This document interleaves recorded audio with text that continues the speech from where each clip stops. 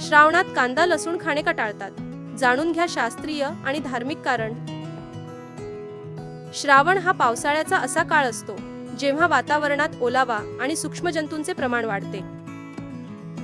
आयुर्वेदानुसार कांदा आणि लसूण हे तामसिक आणि राजसिक श्रेणीतील अन्न मानले जातात. तामसिक अन्नामुळे शरीरात सुस्ती, आळस आणि राग यांसारख्या भावना वाढतात.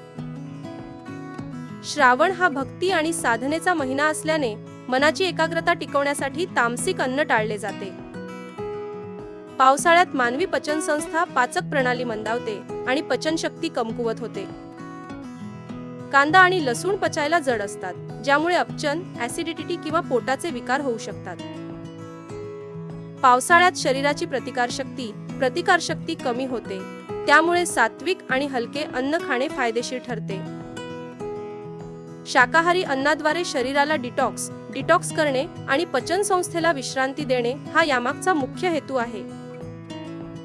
थोडक्यात, धार्मिक श्रद्धेसोबतच निरोगी आरोग्यासाठी श्रावणात कांदा लसूण न खाणे अत्यंत फायदेशीर मानले जाते.